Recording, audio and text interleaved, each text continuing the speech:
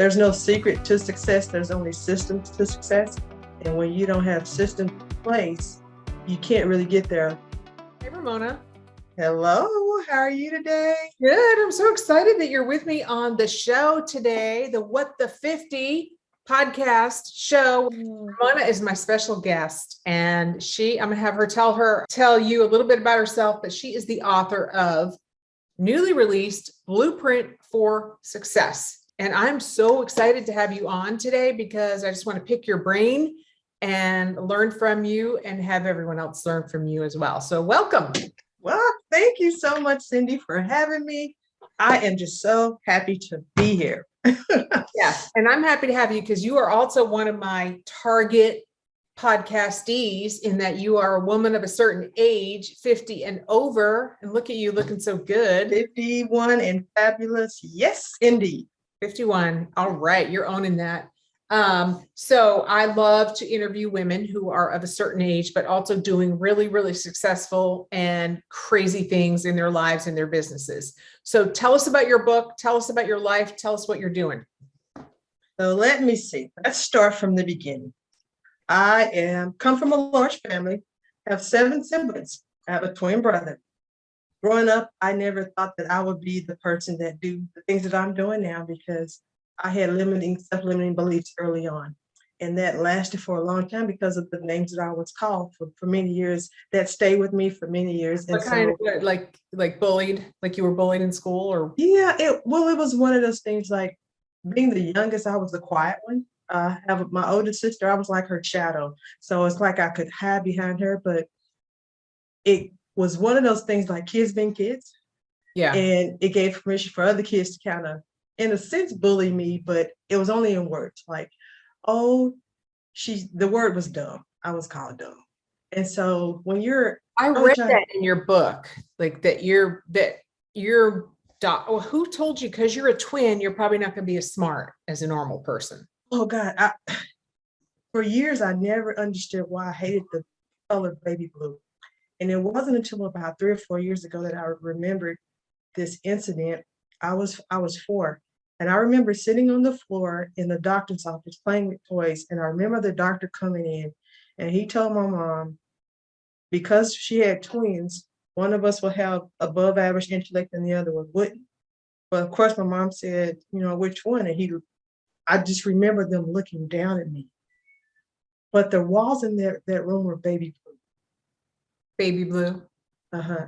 And so it was like I was counted out before I got up to bat in life. And so yeah, that was like a stigma that stayed with me and it was like words said here and there. It's not like my mom never treated me like, oh, she's fragile. I was the domestic goddess in the house.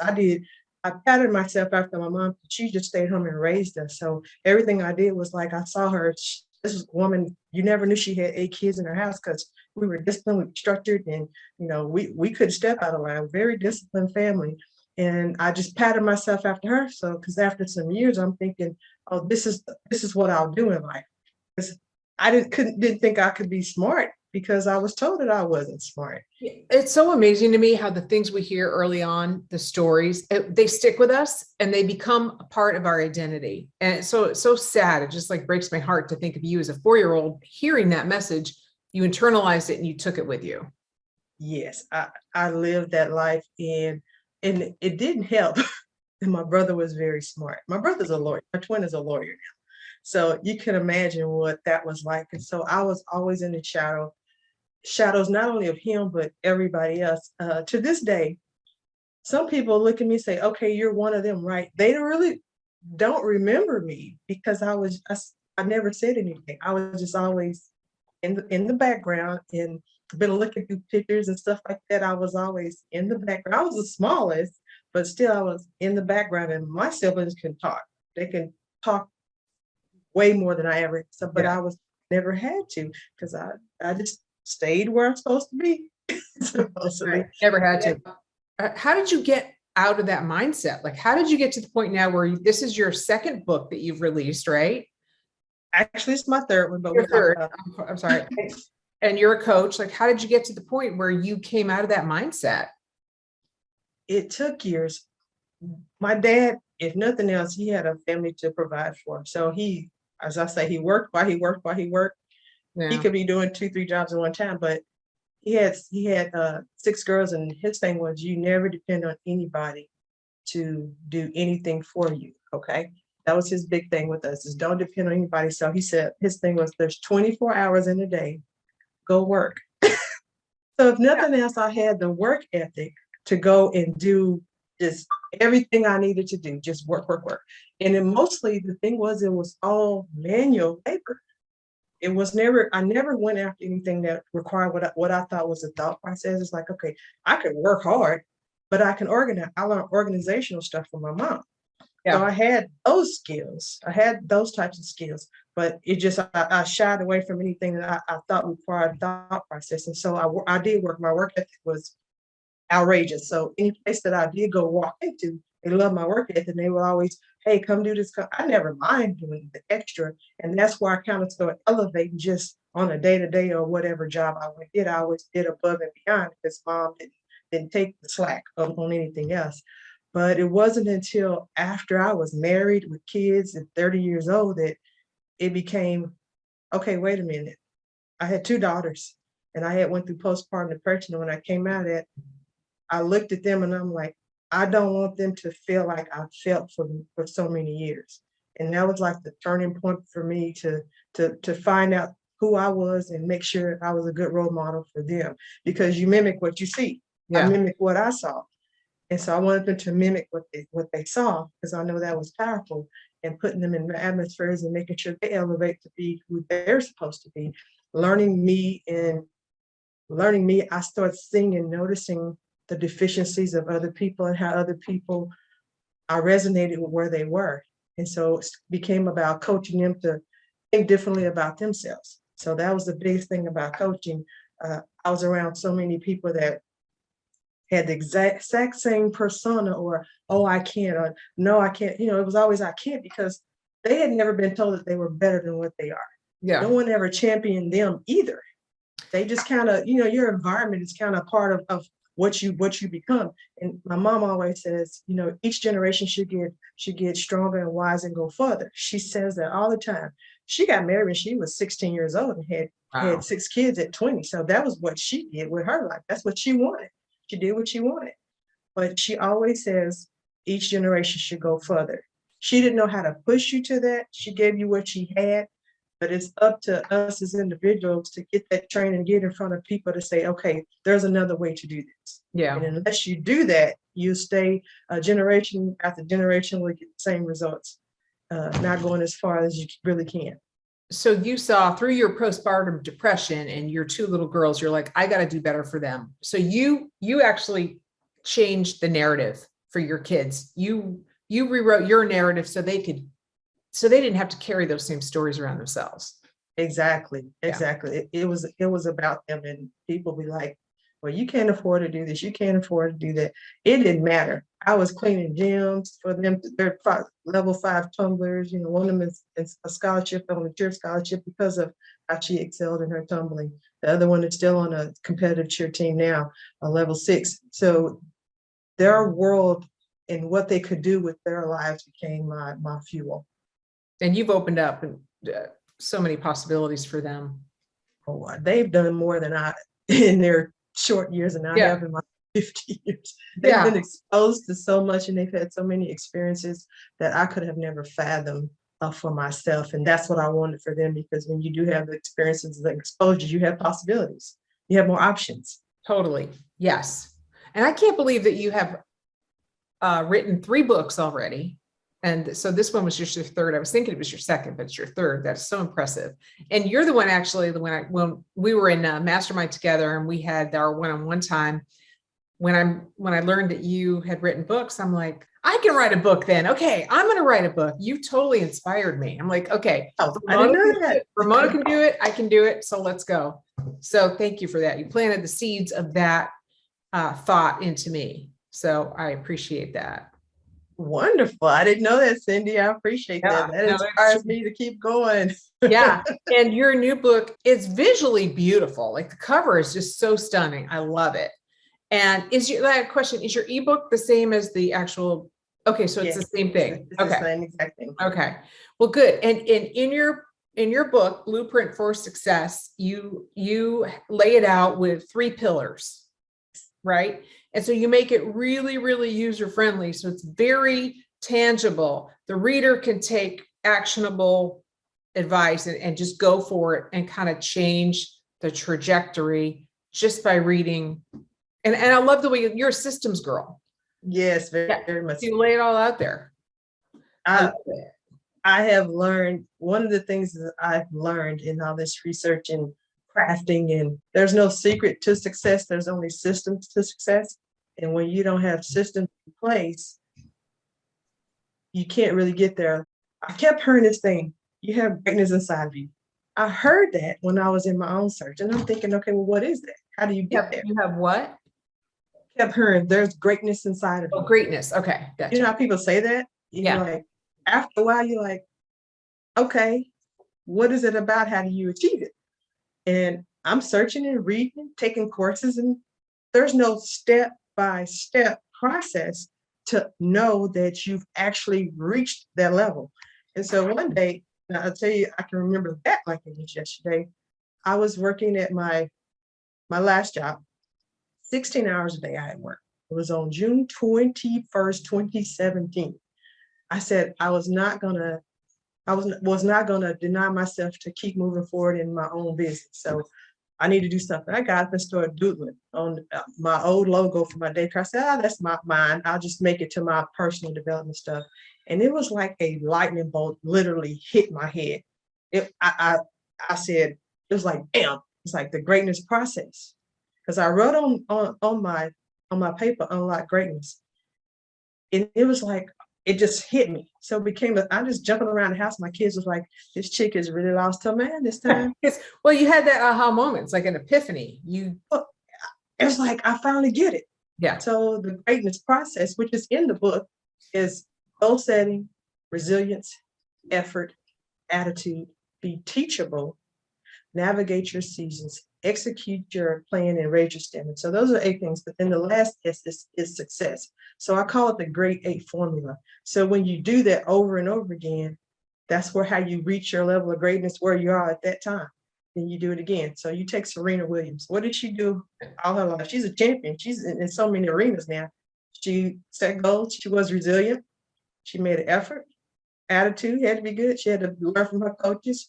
She had to navigate the various seasons, and she had to execute her plan and raise her standards. So she did 8 things. So when you start looking at the greatness process, it's hidden in plain sight.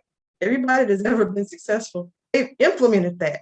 And when I start researching, I say, it's right here. No one has wrote it down. So it became, I started doing workshops, and then I started adding to the workshops. So what else do we need in place? And I started, learning about your dreams, your vision, the things that you need to have in place before you can get to that point. Those, I call them invisible elements that are inside of you that are foundational to the individual, but we're not talking about that either. What are your hopes? What are your dreams? What are your attributes? Yeah. That's essential. Because you can try to implement, but until you have this straight, until you're telling yourself the right story. Exactly. Yeah. Yeah. And that's, you call those the invisible elements. I like that. You just launched this book. Yes. Yes. I want everyone to, where can they get it? On Amazon or? They can get it on Amazon. They can also get it off my website, RamonaRogers.com. That's where I do the autographed books and I send them to them. I like to have a little message in there. They can get them there, but just did the ebook. Ebook is available on the website as well. Also, I have actually a funnel that's been created. All the stuff is in the funnel. Actually, I just completed the audio version of this as well. Oh, really? Finalizing that this weekend. So different people like it different ways. And so and you're doing the speaking yourself. Yes, I did. Oh, I love it. Wow. Myself. Just trying to making sure that the information gets out there. My whole thing is about the premise of the haves and the have-nots and keeping that achievement gap. We don't know how to make the changes. And this feels like my life's work right now because it's a tool that people can use to change their trajectory of life and their children's lives, maybe their family's life. Do you So do you feel like you're making a difference? I do. Everybody that embraces the information, Mhm. hearing it and embracing is two different things. You can hear it like, okay, that's good. But when you embrace it, like, how can I get there? And start thinking differently about the possibilities of life, it changes everything for you. It changes everything for you. And I want other people to get it. I want to see differently in other people's life. We were meant to be more than what we are. And to me, society, you're accelerated at a mediocrity level, which is not acceleration. And if your ceiling is here and you're like, I'm there, but then there's a whole nother world out there that you're not even tapping into, you're not becoming your best. You leave a lot Well, on the table. and oftentimes we don't have vision. We think the ceiling is here. Like we truly don't know there's anything beyond it. Don't. And our environments and our, unfortunately, our school systems, our environments, or Right. the people are around us, if they're not on that same quest to elevate, then you get the same thing. Everybody is championing everybody mediocrity, so to Yeah. speak. I mean, that's true. You become like the top 5 people you hang around the most. You hang around. In my first book, my dad, he passed like 20 years ago, but he had all these ideas. I always talked about stuff. And I reference him as greatness in the ground. You go out to a graveyard, you have all these ideas and Oh, things that people never executed on because they never moved past that idea. yeah. We have a lot of ideas. How many businesses and inventions and everything are I'm that guilty. people had Yep. and it's like you have to move outside of the comfort zone. It's a comfort zone. As Dick Tracy says, the comfort zone is the enemy of confidence and courage. So we are so comfortable with just being existing and not Yeah. actually living. And it's scary. It's not easy. It's scary, but at the same time, I don't want to take it with me. I want to leave it all here. I want to leave it all here. And this year has been nothing but about transformation for me, growing for me, putting me in a position to execute and make sure I'm empowering other people to become their best selves. Yeah. It's amazing. What's next for you? Another book, program? What's next for Ramona? What's next for Ramona? I have some courses that I've created, group courses, craft and all that stuff. I got most of it done, but I really want to go into school systems. I think if the students have this information early on, they can actually map out their lives and with a more full-fledged thought process of why you do what you do and what to be put in place, as opposed to you get all this education, even college students, you get this education and it's like, then what? Yeah. Why are we not teaching this stuff to our kids in schools? Well, a lot of people can't teach what they don't know. Yeah. This hasn't been around for me. I hadn't seen it. And so the excitement for me is like, wow, this is something different. I don't come from, I come from a regular class family, but even when I move into different other spaces, there's no concrete way to say, hey, here's how you map this out. This is the map. Create your map. Right. You get from point A to point B. We say set goals, but are we setting authentic goals? Are we showing them how to set authentic goals? My grandmama can tell me, you're good at math. I want you to do accounting. But if I hate accounting and math, why would I go down that rabbit hole? And then 10 years later, my life is in dismay because I hate what I'm doing because my grandmother told me that. So if we're not doing authentic goal setting and systems, putting them in place in order to get that authentic who we are and what we really bring to the table, then you just lose it. You give up. A lot of people give up. Absolutely. So you see yourself going into the schools. You've been to the schools. You've been to several, right? So you already have that connection. Yeah. I've written a curriculum. I want to say next month I'll be in one of my local high schools to actually do hands-on with them to implement this program. I've actually written the curriculum to whereas I can send it or deliver it to schools all over the country. I want to make a difference that way. I admire you so much, Ramona. Well, thank you. Likewise, we just make a good team. We do. I can't wait to see what else you do. I can't wait to get your book into everybody's hands. And so anyone who's listening, go to ramonarogers.com to grab your copy and to learn more about Ramona and what she's offering. Any final thoughts? Final thoughts is just be open to the possibilities of life. We limit ourselves when we don't understand that there's more out there, and don't be afraid to get into other circles. We a lot of times don't want to go back to zero, but when you get to zero, there's one on the next level. You keep going, and each level you up the ante, but you're growing and you're learning, and that is going to allow you to become your best version of yourself. And without that, we're just wasting time in this space right now. So go be great.